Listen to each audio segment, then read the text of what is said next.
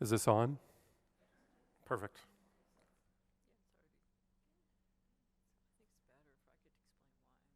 Should we start? Yes. Okay. Thanks very much for coming. This is jumping through hoops to optimize for trust. So if that's not what you were looking for, you're in the wrong room. But please stay. Please stay. Invite your friends. So to kick things off, I would just like to each of our panelists to introduce themselves, just a brief sort of who you are and what you do, and then we'll get right into it. Anna? Sorry. Hi, so I'm the public editor of La Stampa, and I direct the master's degree in journalism at the University of Torino. Hi, I'm a public editor as well at the Toronto Star from Canada, and I also teach journalism at Ryerson School of Journalism. I'm Sally Lehrman. I can't say my own name. I'm Sally Lehrman, and I lead the Trust Project. And started in my very first years in journalism. So I am a journalist. I've worked for print, public radio, and online media. Great. So Sally, why don't we start with you, since you have a project that's all devoted to trust. Could you tell us a little bit about what the Trust Project is, and I think you have a presentation? Yes, glad to do it. And whoever's doing the AV, I'll need you to start my slides, please. So, I don't know, can we turn on my slides for me? Is that it? Yep. There we go. Okay, great. Yeah, so as I said, I'm a journalist, but I've also been long active in engaging with members of the media, my fellow journalists, in terms of trying to encourage us to reach to our highest values. And so, like 20 years ago, I brought together a lot of news editors from the digital environment, and at that time it was sort of new, and editors were concerned about, well, what is this going to do to quality? What is this going to do to our ethics? And they were very concerned because everyone was rushing for the clicks and kind of bringing us down to the lowest common denominator with cat videos and police mugshots. So like 20 years later, when I was at a university appointment, I brought together editors from around the US, and what amazed me is they were talking about the very same things. They were still concerned. In fact, these other folks had been prescient. And in fact, the situation was worse because now we had, in this digital environment, it was very, very difficult for the public to tell the difference between a piece of journalism with all the quality behind it and the standards behind it, and a piece of information that was put out there to look like a piece of journalism, but might be there to get you to buy a pair of shoes, or get you to go behind a particular political issue, or even anger or incite you. So this is how the Trust Project was born. I was thinking, if in this digital environment we've got these technical algorithms that journalists felt were kind of driving us down, couldn't we use them to surface quality? Couldn't we flip the picture?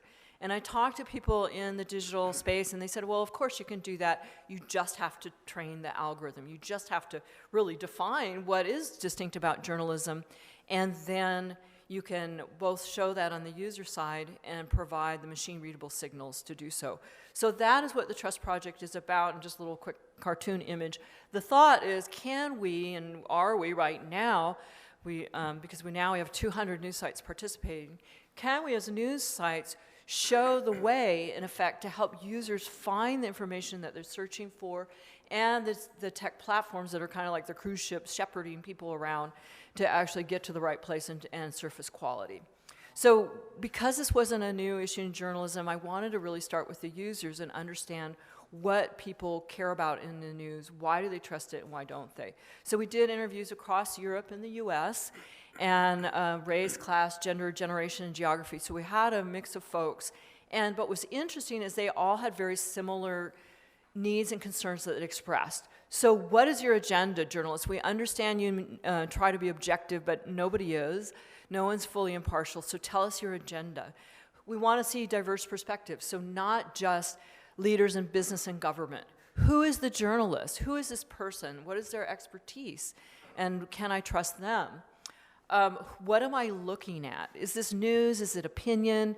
Is it paid content? Because as I was mentioning, everything's blurring together, and users really felt that and were concerned by that.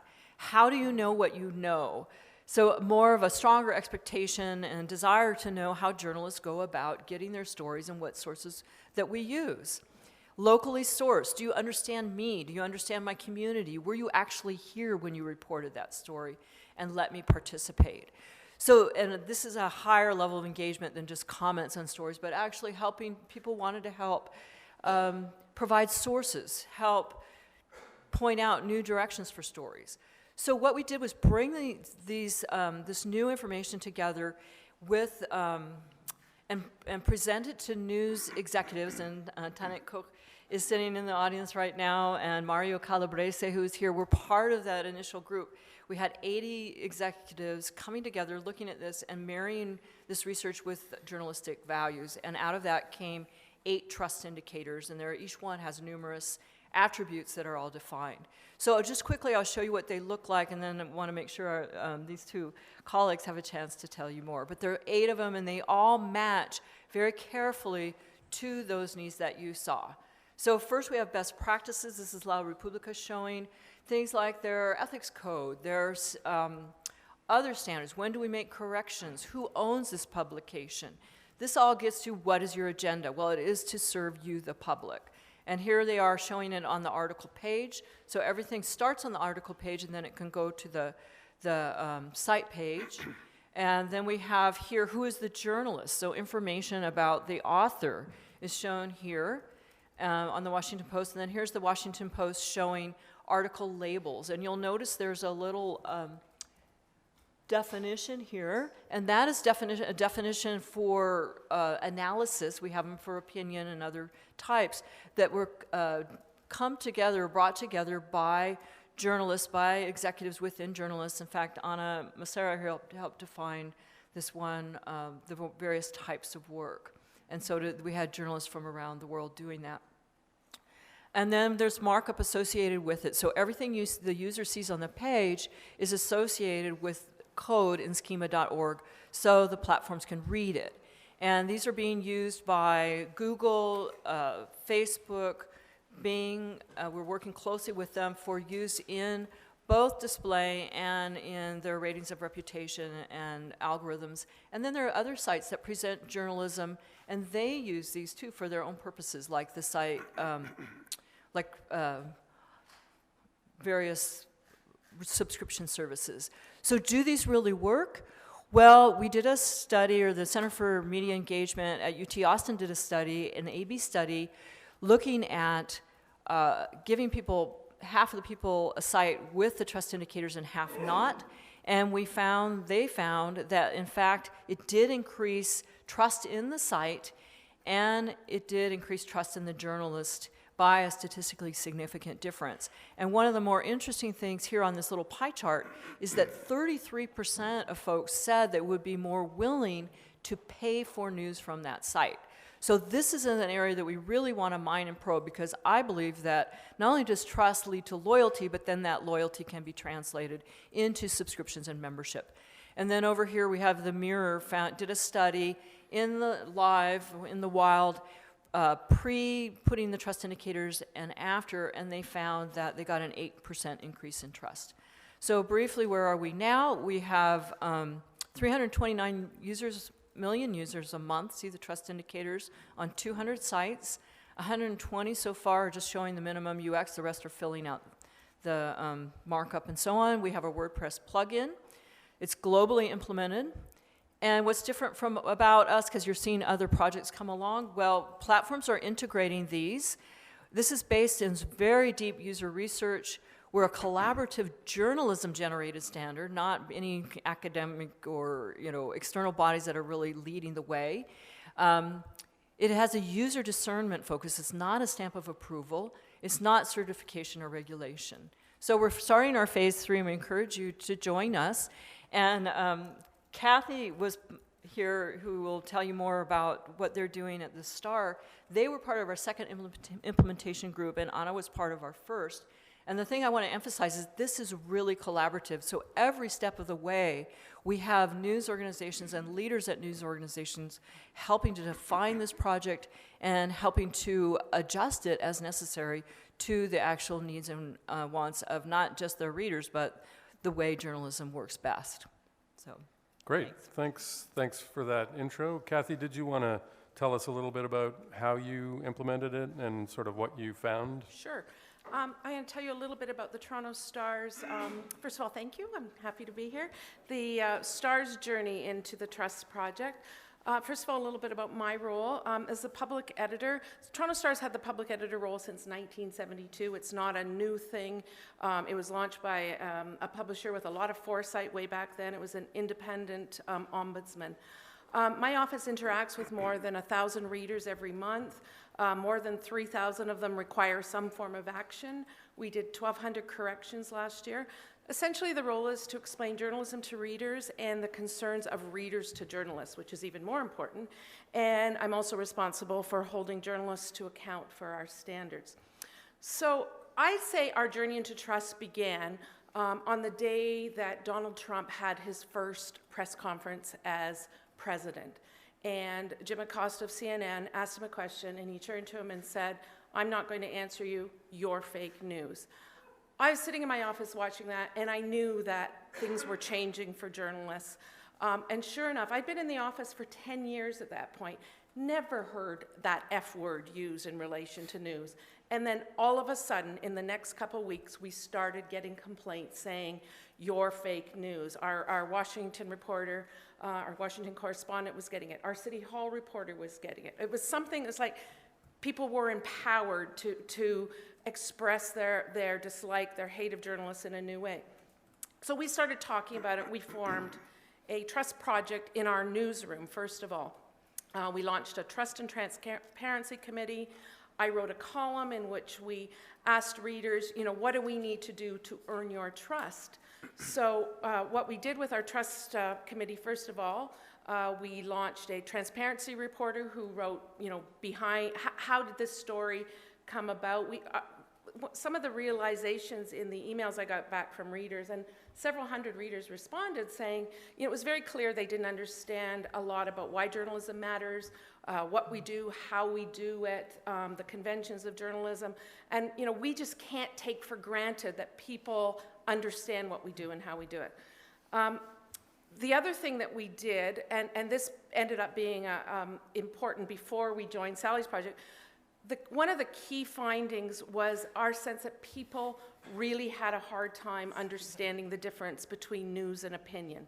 That was a central misunderstanding leading to distrust, that people didn't understand what is news, which is verified information, and what is someone's opinions about the news.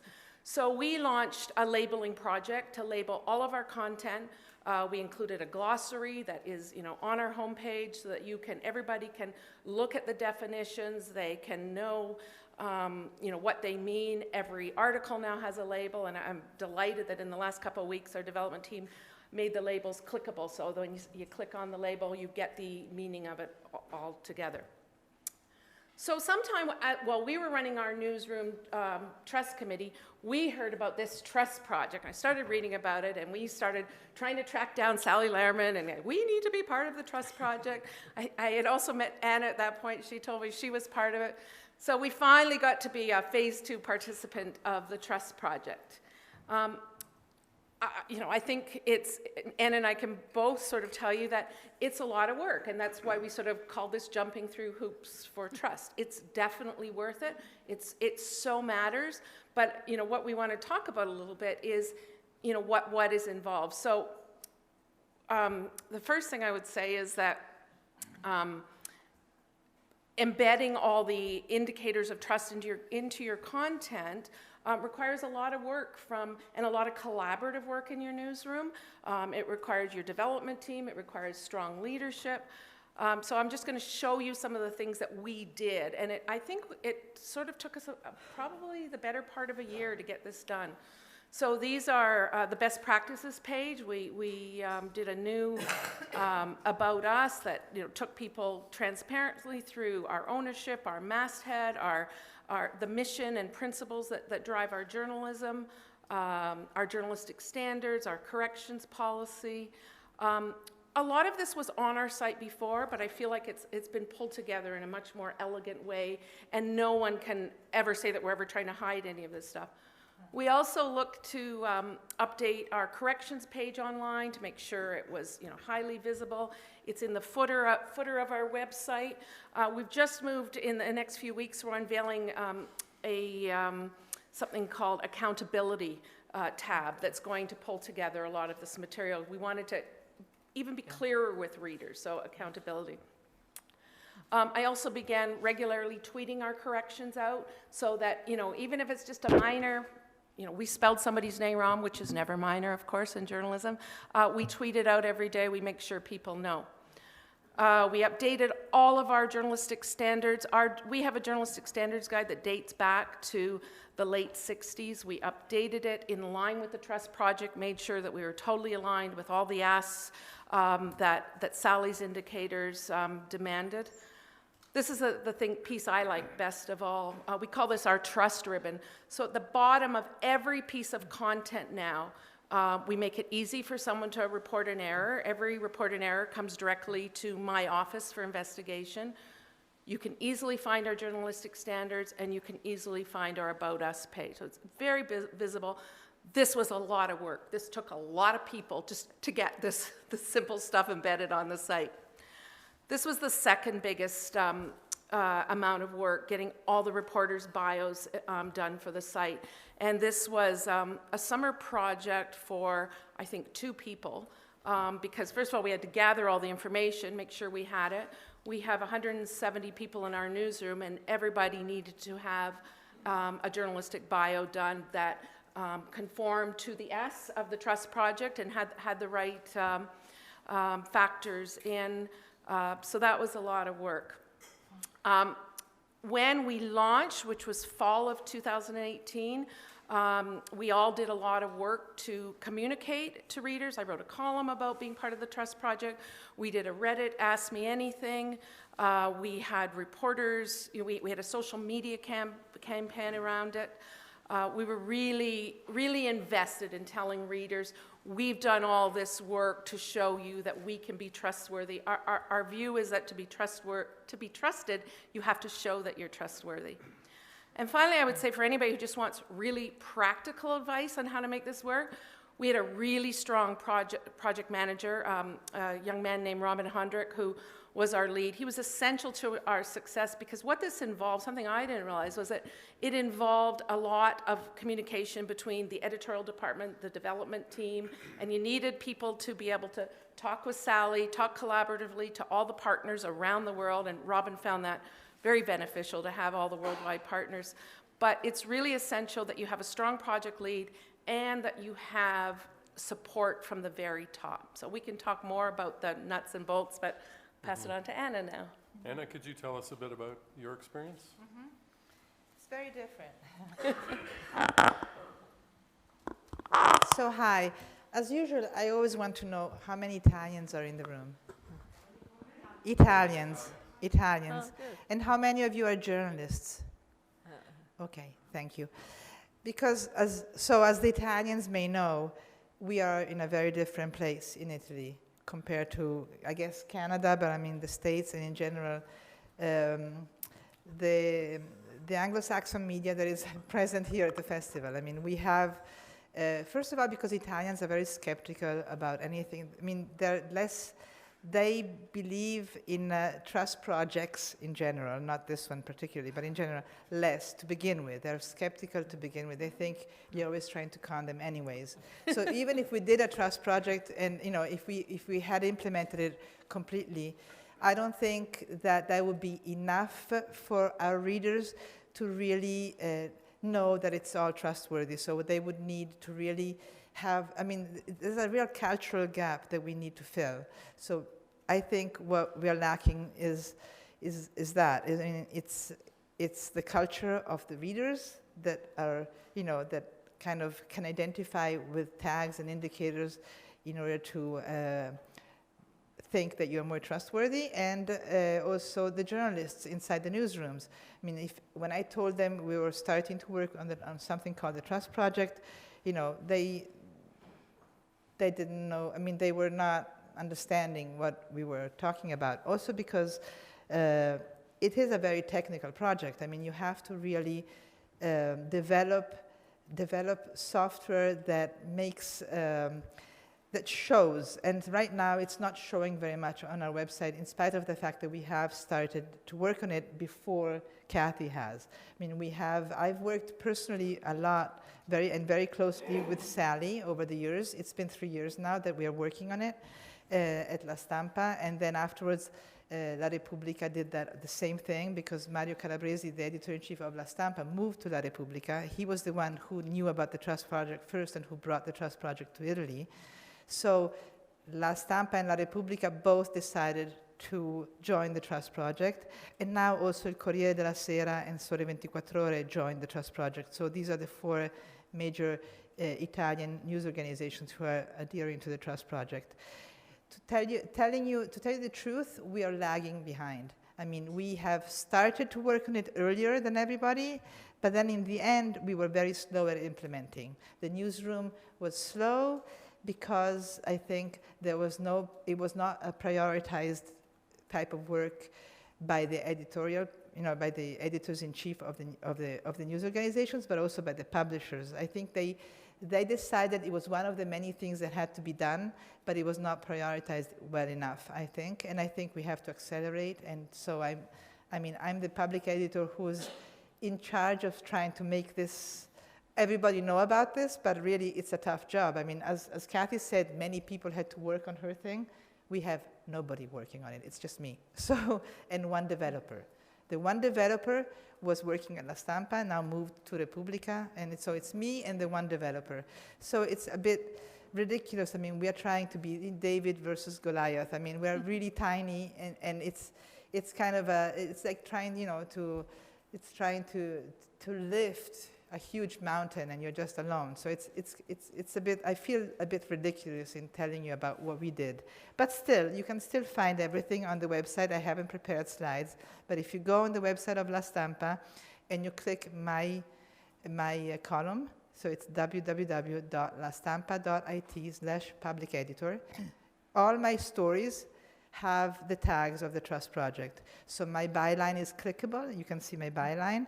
And next to it, there's this symbol of the Trust Project saying this story adheres to the Trust Project indicators. And it says next to it, find out what the Trust Project is about. And then it says, here's the code of ethics. So I was able to finally have the website of La Stampa publish a code of ethics. Newspapers up to, before the Trust Project didn't have a code of ethics on the websites. Now these 4 news organizations in Italy have a code of ethics, which is really good. So that's one thing that we have published on the websites. So if readers want to know if we have a code of ethics and what our ethics are about, we have it. Now, do journalists know that they have a code of ethics on the website? I'm not sure. So do the journalists know? Do any of the journalists know? Did you ever know that you had the code of ethics on the websites of these Italian newspapers? Does anybody want to raise their hand? Did you see the code of ethics? I don't think so. So because we haven't really talked about it very much. I wrote about it in my column. We had a few stories running the Trust Project when there was newsworthy things happening at the Trust Project, but they were one of the many stories that were not prioritized. So we need to do that. We really need to have someone come in and say this. I mean, someone from the publishing company come in and say, things are going badly. We all know, we've been talking about it at this whole festival, how we are losing trust, and so also we are losing copies and we are losing readers, and we need to regain the trust. And to regain the trust, we need to give readers a reason to trust us more.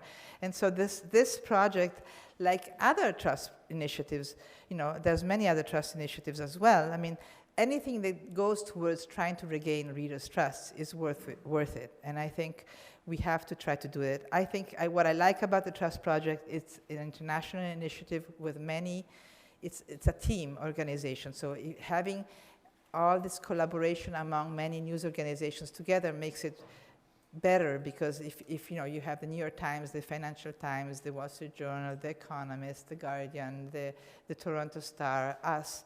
I mean, if we're all together in a network, it kind of gives a standard, and readers start to really recognize that standard. So the idea is, you see that, in Italian we say bollino, right? You see that thing saying, this story is high quality because it adheres to a series of standards and indicators that let you know that we're trying to be ethical and we're trying to be transparent about how we communicate. This kind of stuff, I think, is worth trying, but we are really, really lagging behind. And I think one of the reasons is probably, and I was going to ask Mathew if we can talk about how we can improve and how maybe the Trust Project can help us, is we really need to give reasons to the publishers to invest in the Trust Project. We need a serious investment. The reasons we were told in the beginning was, you're going to be indexed higher in the research. So your stories, if you adhere to the Trust Project, your stories will come up first in the research on Google. And nobody has really noticed this, and we need to see if this is going to really happen, because this could really make a difference. Thank you. Thanks, Anna. That's a great point I was going to ask Sally about in particular. How do you convince publishers or owners or newsrooms? Let's assume they don't already think the Trust Project is a great idea. How do you convince them that these things are worth doing, that they should invest the time and take the sort of resources? How do you convince them that's worth doing? It's a great point, because this is something I think that is very relevant to the Trust Project. It's also relevant to anyone in the room who's trying to elevate ethics, standards, quality behind the news. And I just want to quick mention that Anna is being modest, because it has taken them longer, but that's because they were there at the very beginning. And it took us as a project about 18 months to put together the whole framework, because as I mentioned, this was collaborative. So we really had to think through, what are these fundamentals that should be the trust indicators that show that journalism is distinct. And then after that, we had to work with the technical side, and La Stampa was very involved in that, La Repubblica, in terms of, okay, how do we show that, and what's reasonable to try to get to show, and what's just too hard to do. And so we had great support and collaboration from La Repubblica, La Stampa, and many other organizations throughout Europe and the US and Canada. So about convincing publishers to participate. First of all, I think journalists it's very clear that the data show journalism as a whole is declining in trust. It's harder for people to understand our role, the value of journalism. We're facing attacks from high-level people in countries everywhere who are just saying, don't trust the news is fake. So there's that, and there's many news organizations will say, well, yes, but our brand is trusted. And everybody says that. Yeah, and so maybe that's true. I mean, that probably is true among a certain set of readers. But number one, we want to expand our readers. And two, the other piece that it's so important, there is a philosophical element here, that as news organizations, we have to gather together to show our purpose, to show that agenda, which really is to support and preserve public debate. So publishers, number one, can get behind the philosophy, but they care about the numbers. I mean, let's face it. So we have, Anna mentioned the platform participation, and I will say that Google, no platform, because they just don't do this, has said, well, we're going to put you first if you use these trust indicators. But what they have said is, we will use the trust indicators in our evaluations, in our algorithms, and they're doing that. So, for instance, Google is using the trust indicators in their in their reputation analysis. And if you went and read the information that is given to raters, you would see that these trust indicators are mentioned there.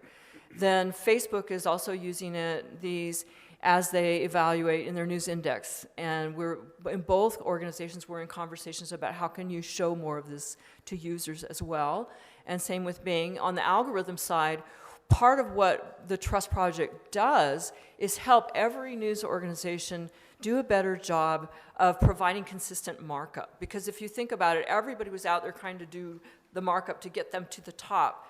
Now what we're doing is all doing the same markup in schema.org, so that it makes it easier for these platforms to actually get it right. And so we have heard anecdotally from some sites that they really did get a benefit, a boost from using the indicators. I don't know, I think overall there's so many things that go into the algorithm, it may or may not actually, you may or may not be able to measure the difference. But then I guess the third piece, if I may, is the translation of this loyalty again into subscriptions, into membership, into coming back to your site over and over, and even boosting ad revenue. So to me, that's really where there's some strong potential and that we collectively can really move. So I guess that sort of brings me to one of my fundamental sort of concerns about not just the Trust Project, but trust indicators and sort of what some people have called nutrition labels for news. And I wonder whether maybe other people are not like me, but so you read the nutrition label and you're like, oh, this is full of fat and sugar, and then you just eat the whole bag of chips anyway because why not? Because you like chips, and so part of your brain is I should care that this is bad for me, and a bigger part of your brain is I just want chips. So even if there are nutrition labels, I'm sure there are people who click on the links, and I was actually going to ask whether you know how many people click on the links or how many people look at but do you get the sense that my fear is there's only a small proportion of people who even look or care, and that the people who don't, even if they did look, it wouldn't convince them, sort of, if they already distrust you, it wouldn't sort of change their mind? I think that people might care more if it didn't exist rather than that it does exist. So because we, as is, our trust ribbon, we've had a lot more people coming to us citing our standards to us and sort of saying, well, your standards manual says such and such, so why did you do this? So I feel that we are, through some of these things, that we are educating our audiences of what they should expect from us. Yeah, and I will add that, part of our research helped us understand there are different types of users, and we found 4 user types. And I won't go into the detail, but you have everybody from the avid to all the way, and they're checking, cross-checking, bringing in news from everywhere and curating it, pushing it out, to the angry, disengaged, and those are the ones that we worry about and that maybe the trust indicators won't convince. But there are folks in the middle who are really looking for help, who are lost and uncertain, and this is where we can provide the nutrition label, the trust indicators to help them based on what they really care about, because it's not a stamp of approval, but it says, okay, if you care about ethics, look, this is where you can find out about it. Or if you care about who the author is, here's how you can find out about it, or diverse perspectives. So it gives them something to work with. We're working with libraries, we're working with teachers, university folks who can then use these for media literacy training. So there's lots of room to have impact. And we feel like it's very positive. We have one site, Mike, who said, we know with these lists of information about how we went about the reporting, we know not everyone clicks through. But what they did find was it still boosted trust. So they didn't have to go all the way deep into it, but it changed the perspective and attitudes about the site anyway. Yeah, well, what worries me a little bit is that when you put labels, I mean, every website, every news website in Italy has the quality content, which may have the label, the trust label, next to non-quality content on the same website. So, for example, our website has high quality content that we can actually say, okay, we can put the Trust Project label on this. And next to it, there's a clickbait content because we need the clicks. And so we're not going to put the Trust Project label on that. So there's content of, there's Series A and Series B kind of content on the same website, and that's contradictory. And they can't coexist. I don't think they should coexist. But right now, they're coexisting. So what we really need to do is, I really need to get, and this, I've been talking about this with Sally, she knows. We need to know who enforces and who decides whether who controls us. We are putting the labels. Is someone from the Trust Project or is an external person, external organization going to check that we're putting the labels properly on the right content, or is it self-regulatory? And the readers will decide whether we are regulating well enough or not. Who decides? So that's a problem that we are having right now. Sally, do you want to? Yeah, sure, let me respond to that. So we are not a regulatory body, and we're concerned about regulation or even certification because that could lead to censorship. But what we do, I guess you could call us self-regulatory, what we do is and Kathy knows this well, and Anna, it's probably Giuseppe there in your organization who has gone through this, where we check everything that is put on the site and make sure it conforms to these standards, to the Trust Protocol. And then once that's done, then we give them the go-ahead to use that trust mark that you've seen. And then we'll run through it again, maybe 6 months later, because sometimes these things fall off, and it's usually for a technical reason, nothing bad has happened. And then what we're also doing is developing a validation and verification system that will be more automated, because we're really growing, we're really scaling, and it will become to the point where we can't really do that manually, or maybe we add manual to an automated system. So we're deep into planning and developing that. And I'll just say that, we don't have this 2 standards of content. I find that quite interesting. Yeah. So we have that trust sign on every piece of content, and our policy manual has a standard that I sort of call a standard of radical transparency. We say we should be prepared to explain what we did and the journalistic judgments involved in all we publish. So we tell readers we're accountable for every single thing we publish, which is a high standard. Yeah, well, let me tell you, we are accountable too, but in the sense that I'm the public editor, so I receive, the criticism, and then my job is to go to my editor-in-chief and say, we were criticized for this, how do you respond to this? And he responds. He's very clear about, he responds. But he defends even the clickbait, saying we need it for to survive. Would he defend that publicly? No problem. Would yeah. he I think that's one of the really interesting underpinnings to what we're doing collectively, internationally with the Trust Project, is we're becoming more clear about why we make the decisions we do. And it may not, the Star may have a different decision than the Washington Post, than La Stampa, and that's okay. We're not saying that everybody has to be equal, or I don't think equal is the right word, but we all have to behave exactly the same. There are fundamental standards of what journalism is, and we're finding that the trust indicators do hold up globally. And yet every news organization has their own interpretation. And so it gets to, let's make it clear to the public, number one, what are these fundamental standards? And then number two, how might our organization look different and why? And why do we see the clickbait? Well, here's why. And here's how you can tell the difference between a story that's maybe designed to entertain, or the potato chips, and the real meat here. Yeah, which is the metaphor that Ezio Mauro, the Italian journalist here know who Ezio Mauro was. He was the editor-in-chief of Repubblica, and before that for La Stampa for many, many years. He's a very famous Italian journalist. He uses this metaphor when he teaches journalism. I invited him at my master's degree to talk also, and he says, a newspaper is like the menu of a very good restaurant, where they have everything. So in the menu, you see the slow food sign, which says this food is really good, it's high quality, it's checked, it's all organic. And so it has a little mark, it's called slow food, so it has a snail next to it. If you go to the menu, here in Italy, in many restaurants, you find the snail next to the organic slow food. And then you have, the hamburger with ketchup. And then you have, North American. and so you can decide what you're gonna eat, but the restaurant has to offer everything.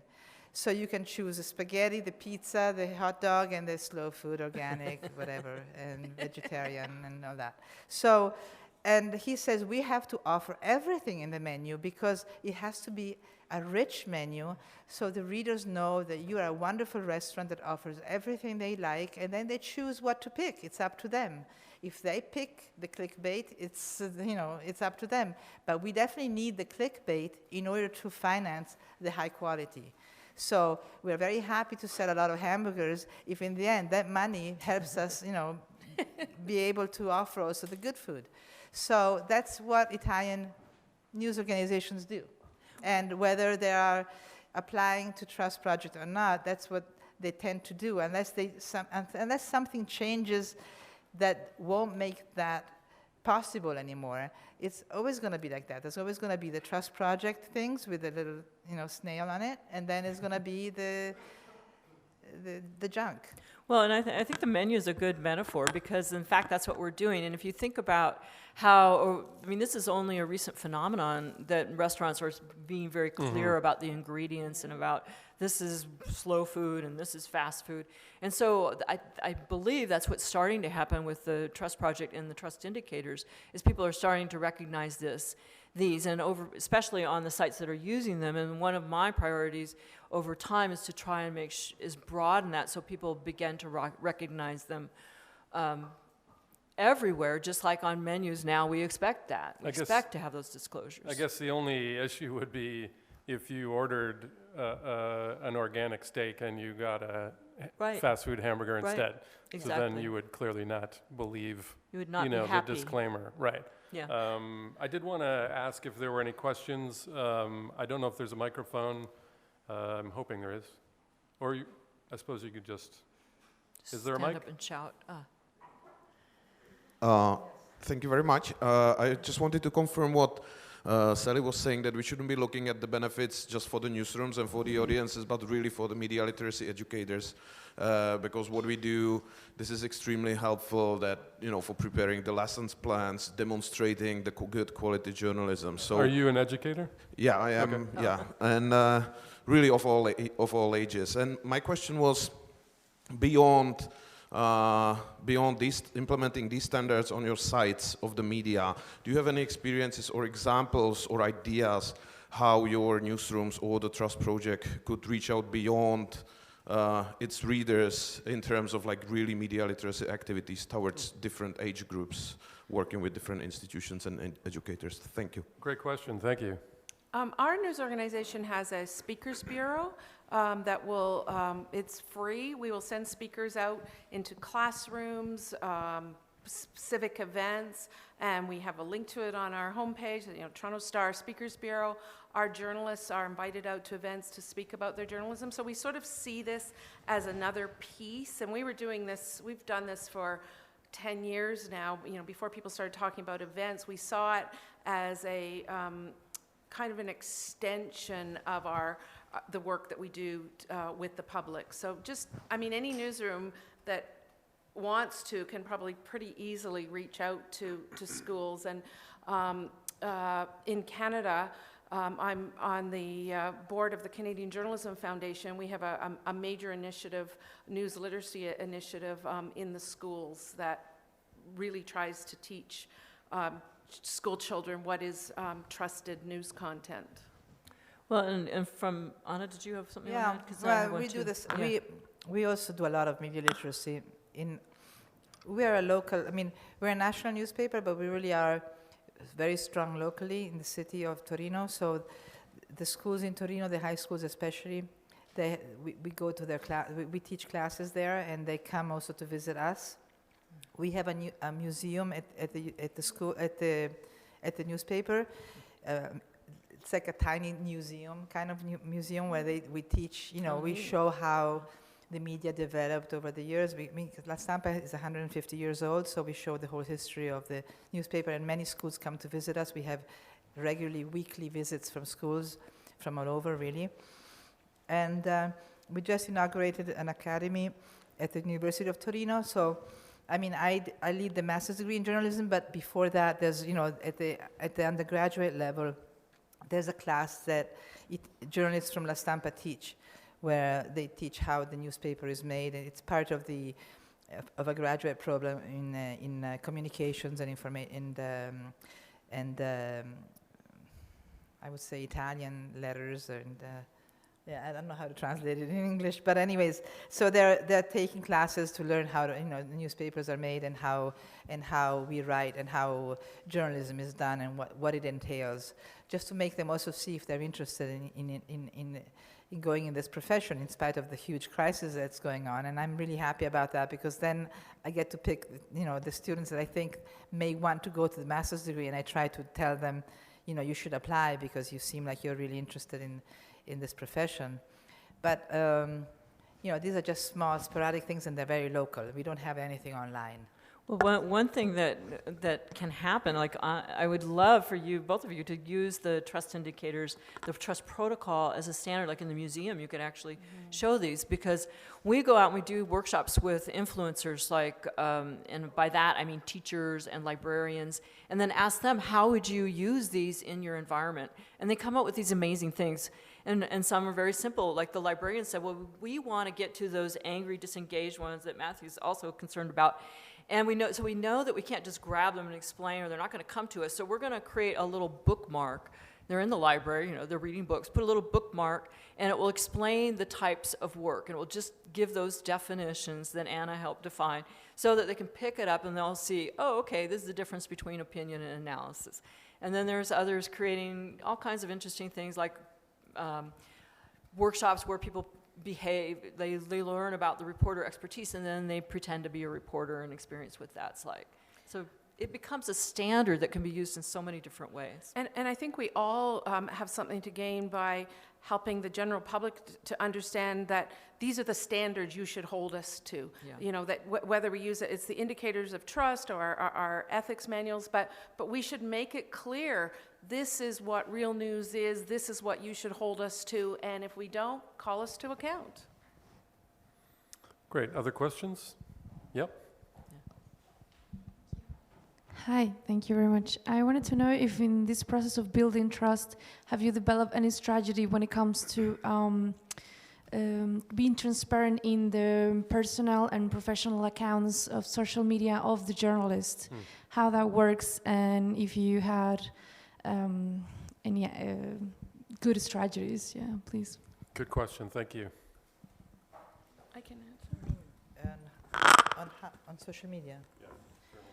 Yeah, we have a social media policy for journalists, and actually the editor-in-chief has sent out messages scolding journalists who are not following it, because the problem is the enforcement, of course. Yeah. I mean, what do? Do you fire the journalist if he's not or she is not behaving according to the social media policy, or you just reprimand? What's the punishment? I mean, more and more journalists are being activists on social media, and our social media policy says that if you write about politics, you shouldn't be quarreling about politics on social media. If you write about sports, you shouldn't be quarreling about sports. So you can quarrel about sports if you write about politics, and you can quarrel about politics if you write about sports. I don't know, but there's definitely a conflict of interest there. You know, we all know about that. It makes sense. So the first line, because I wrote the social media policy, because I was a social media editor before that, before being a public editor. The first, line of the social media policy is it's common sense. You got to be responsible and remember that, if you write, if everybody knows that you are a journalist in that news organization, you cannot write badly about the news. You can't spit on the news organization and say, oh, I hate my newspaper, or we wrote a really terrible story today, and criticize the newspaper publicly. And you cannot, because otherwise, it's kind of, it's obvious, right? Why not? But also you cannot go and fight about views. I mean, you can fight about facts.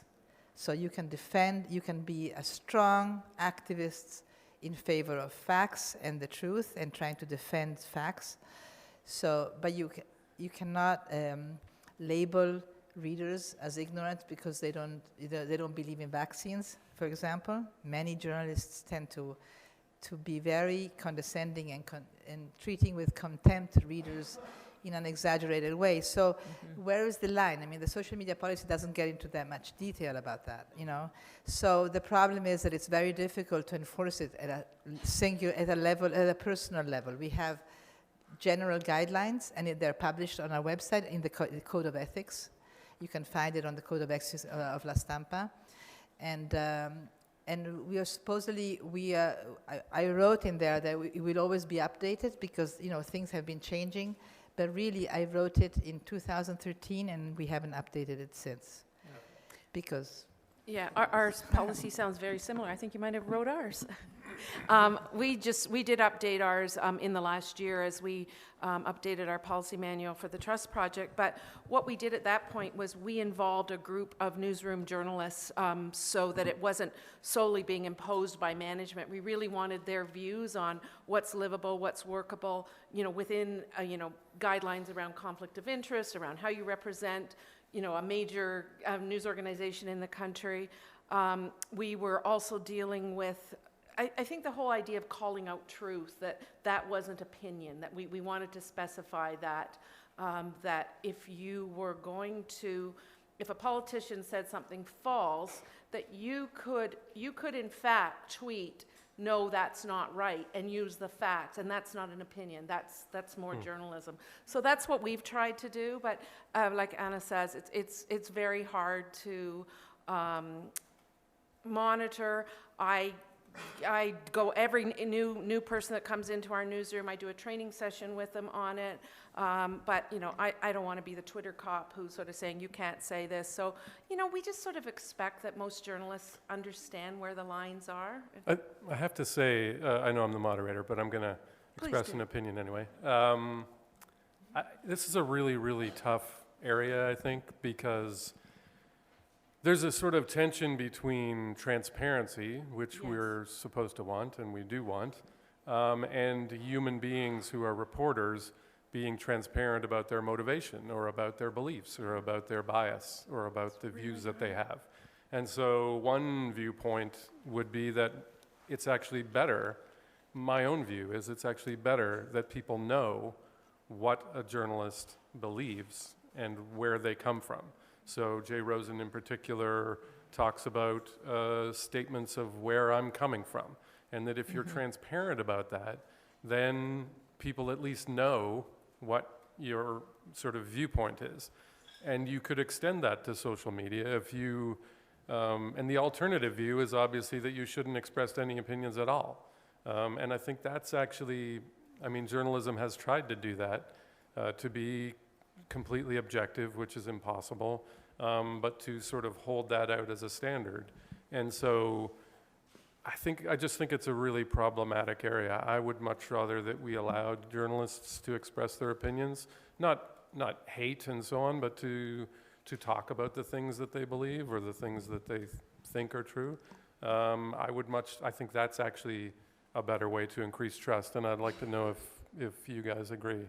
Well, I think that's part of what's behind our reporter, it's called author journalist expertise, is explaining what is your expertise and what's your body of work, but also like the best implementation would be within a newsroom to decide, okay, are we going to be disclose every aspect to the point that you're suggesting where, you know, these are my beliefs and here's how they do or don't apply in my reporting. Or other news organizations may be less comfortable with that. And to the point kind of brought up earlier that implementing the Trust Project might be a lot of work. Well, it's not work about implementing the Trust Project really. It's work about defining what your standards are and making sure that everybody within the news organization has an opportunity to talk about that and really adhere to them and be part of it. Because actually, when I talk to developers about implementing, they say, oh, well, it's actually pretty easy. We could do it in a couple days. But it's getting... You have to decide on what to implement. Yeah, Yeah. it's getting at those pieces. And that's the value of it, too, of all this work, is that reminding us, like Kathy, you said we haven't revisited this in, 24, 25 years. It's time to revisit these things that that are fundamental but have changed, and social media is a perfect example. They're creating new challenges that we need to address. And it keeps evolving. I mean, that's the problem. You know, the BBC just said the other day, reprimanded its journalists because they were expressing support for teaching LGBTQ in the schools. And the BBC said, you're not allowed to say that. That's a political opinion. So, I mean, what do you define as a political opinion? What if you said, you know, babies need food? Is that a political opinion? Yeah. Or poor people should have houses? Or, I mean, so then you've shut down that journalist's ability to comment on all those issues. And that's what people want to hear about. So I think you really, and then that doesn't increase trust, I don't think. Was there another question? Other questions? No? I think do we have to wrap up?